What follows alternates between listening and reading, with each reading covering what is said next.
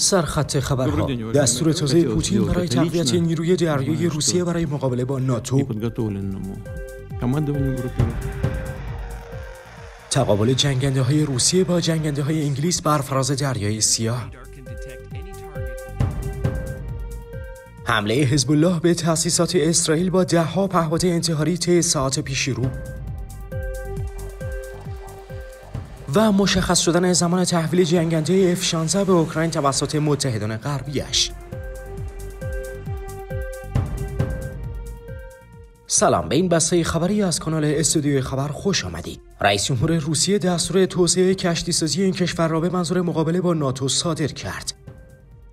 نیکولای پاتروشوف دستیار رئیس جمهور روسیه اعلام کرد که ولادیمیر پوتین رئیس جمهور این کشور دستورالعمل توسعه کشتی‌سازی برای تضمین دفاع و امنیت از کشور را صادر کرده است. این مقام کرملین روز چهارشنبه گفت که رئیس جمهور روسیه دستور داده است که اسناد برنامه‌ریزی راهبردی لازم برای توسعه متوازن نیروهای دریایی روسیه با هدف حفاظت مؤثر از منافع ملی این کشور تنظیم شود. پاتروشوف افزود که پوتین دستورات زیادی در مورد توسعه کشتی‌سازی برای تضمین دفاع و امنیت کشور در برابر تحرکات ناتو به نیروهای این کشور داد. دستورالعمل‌های پوتین پس از نشستی در مورد کشتی‌سازی و در نظر گرفتن وضعیت به سرعت در حال تغییر در جهان ارائه شد.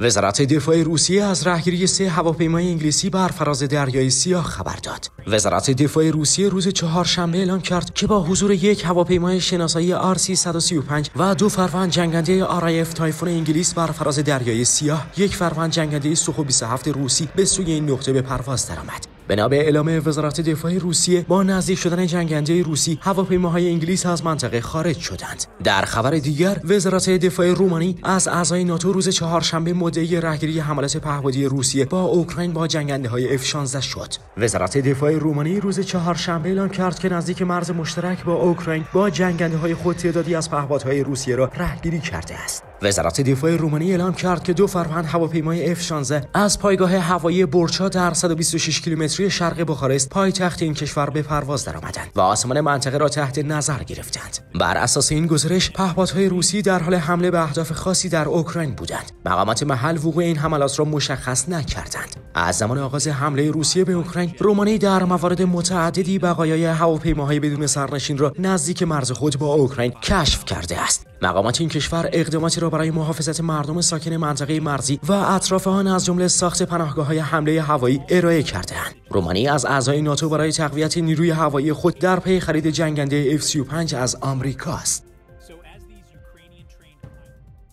منابع اسرائیل ارسال پهپاد هدهد 3 بر فراز پایگاه نظامی مهم این کشور را نشان دهنده ضعف و بسیار خطرناک توصیف کرد. رسانه‌های اسرائیلی با اشاره به پهپاد هدهد 3 که حزب الله به سمت پایگاه نظامی مهم اسرائیل روانه کرد، اعلام کردند 8 دقیقه ویدیوی حزب الله میزان ضعف ما را نشان می‌دهد و این شرم‌آور و ننگاور است. رسانه‌های اسرائیل بیان کرد این ویدیو بسیار نگران کننده است. به طوری مراکز بسیار حساس اسرائیل را به تصویر کشیده است. نیروهای حزب الله بدون هیچ مزاحمتی بر فراز پایگاه رامات داوید پهپاد به پرواز در میآورند و هر کاری دوست دارند انجام میدهند و احدی هم با پهپادهای آنها مقابله نمی‌کند. این فایل ویدیویی خطرناک است. حزب الله همانند کتاب باز ما را مورد تجزیه و تحلیل قرار می‌دهد. این منابع اسرائیل اذعان کردند برای اولین بار از زمان جنگ است که حزب الله پایگاه رامات داوید را تهدید و تصاویر آن را منتشر می‌کند. حزب الله به جنگ روانی ادامه می‌دهد و امروز تهدیدی علیه نیروی هوایی اسرائیل انجام داد. پس از این فایل ویدیویی، حزب الله 20 پهپاد انتحاری خواهد فرستاد تا پایگاه رامات داوید را منهدم کند. پهپاد زمان طولانی پرواز کرده و کاری برای رهگیری یا انداختن آن انجام نشده است. رسانه‌های اسرائیلی گزارش دادند حزب الله بیهوده پهپاد برای تصویربرداری از پایگاه هوایی نمی‌فرستد. حزب الله امروز پهپاد تصویربرداری می‌فرستد و فردا پهپاد انتحاری می‌فرستد تا پایگاه‌هایی که به تصویر کشیده را هدف قرار دهد.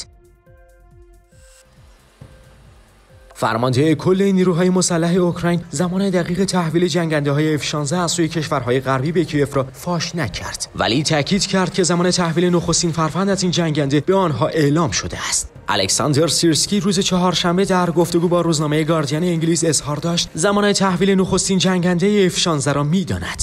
گاردین نوشت او به زمان تحویل این جنگنده ها اشاره‌ای نکرد. فرمانده کل نیروهای مسلح اوکراین خاطر نشان کرد با پیوستن این هواپیماها به ناوگان جنگنده های اوکراین، دفاع هوایی اوکراین برابر حملات روسیه تقویت خواهد شد. این مقام ارشد نظامی اوکراین معتقد است که تحویل جنگنده های F-16 مقابله با موشک های کروز پرتاب شده از سوی روسیه و نیز حمله به اهداف زمینی را ممکن خواهد ساخت. پیشتر یک منبع عالی رتبه نظامی اوکراین گفته بود که کیف انتظار دارد در ماه ژوئن تا ژوئیه اولین جنگنده F-16 را از یکی از متحدان غربی خود دریافت کند. این منبع نام کشور تامین کننده این جنگنده ها را عنوان نکرد. تاکنون دانمارک، هلند، نروژ و بلژیک وعده دادند که به اوکراین جنگنده F-16 ارسال کنند. پیشتر ولادیمیر زلنسکی رئیس جمهور اوکراین از عدم تحویل جنگنده های F-16 از سوی کشورهای غربی به اوکراین انتقاد کرده بود.